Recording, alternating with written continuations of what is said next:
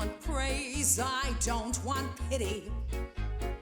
I bang my own drum, some think it's noise, I happen to think it's pretty.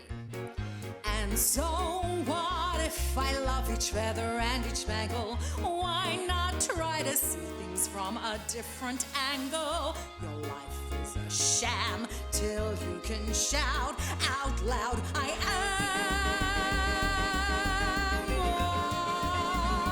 what I am.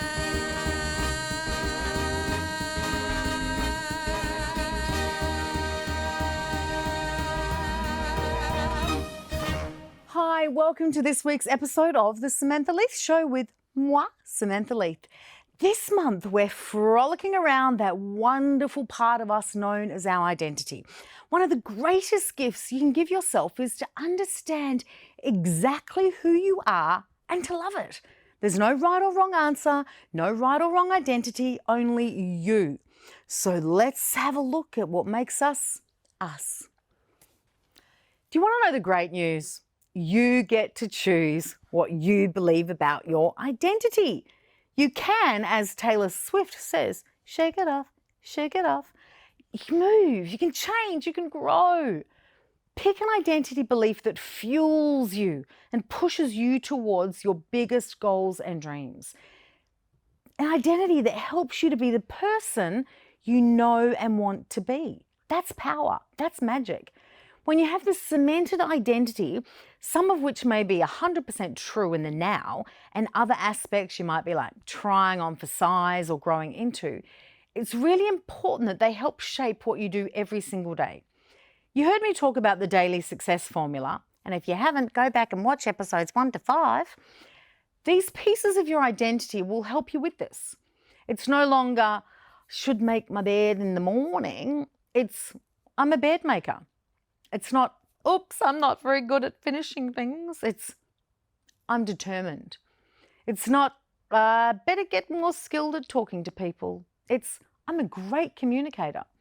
Try some of these on for size and we'll see how they feel. Wear them like a badge of honor and see what happens. How do these new thoughts about yourself change you? What do they make you do? The next step is owning the pieces of you with others. So when you're asked any questions about you or something that makes you think of parts of your identity, answer with this new gusto of what you're choosing to shine a light on about yourself. Bubble, bubble, toil and trouble. Bubble, bubble, toil and trouble. See, I told you I was bad with accents. There's a recipe for our identity. There's ingredients. There's bits that go into this pot and create who we are. Now, there's no evil Bette Midler witch character stirring away and making us decide who we're going to be. We get to do that. We're stirring our own pot, and everything we put into that pot helps us be who we are. The joy we experience, the love we experience, the pain that we've gone through, the sorrow, the tenderness, the things we've experimented with, the courses we've taken, all of these ingredients help us to be who we are and come out, I don't know, as a soup or a great cake. Whatever you want to be, you can be.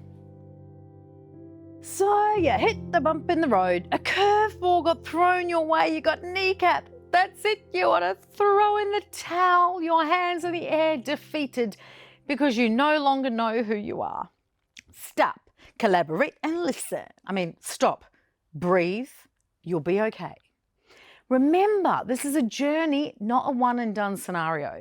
I encourage you though to take comfort in the parts of you that you know to be 100% true. And you can always find some of them, I promise.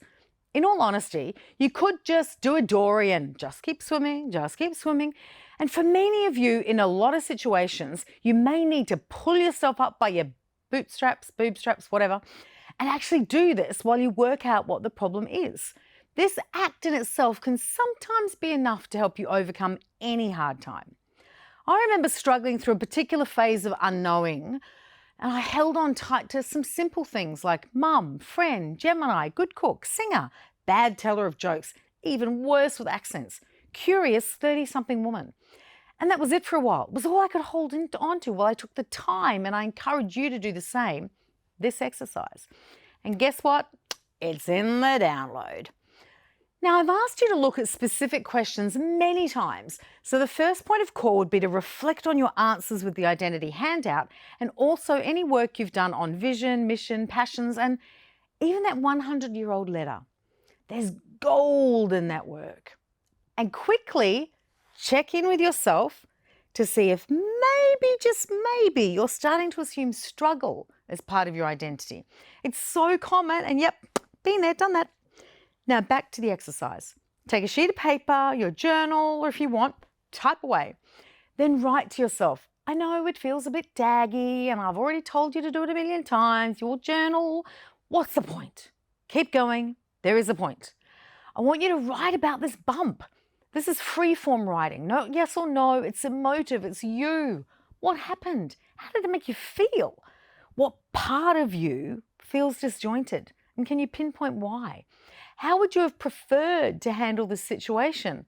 Then I want you to be a little bit more objective. I want you to look at the situation in a truly black and white manner. What happened? Who or what was involved? In a perfect world, what would have happened? Remember, in that part, not about the emotion. It's facts. There are some more questions in the download, but in a nutshell, once you're done with these questions, I want you to compare your emotive and more factual writing. Are there any similarities? Because that's where you're going to see the bullseye of what made your identity, get a wee bit disjointed. And maybe after looking at this, you'll realize it's not disjointed, it's growth. You're moving on to a greater you. Many moons ago, I had a cabaret show that toured called Samantha Leith Made Up. And it was the story of our lives. In fact, it was probably the first personal development seminar I ever did. But I was on a stage with no makeup, and as I placed the makeup on my face and sang the songs that went in it, I told the stories. So foundation was our childhood, was all those things that made us who we started to become in those first tender years. When it gets to eye makeup, it's about the power that we have in life, the window to our soul. Our eyes are those things that help people actually see our identity. Our lips, I had some fun with lips. That was about our sexuality, our lips form the words that can make people angry with us or make people love us. And it is just our identity. These things that we put on, whether it's makeup or frocks, all actually form a part of who we are. You may wear an item of clothing because it is what you wore when you were a little kid. It's foundational to you, just like that foundation was to me in that show. Thank you so very much for watching this week's episode of the Samantha Leith Show. I hope you loved it.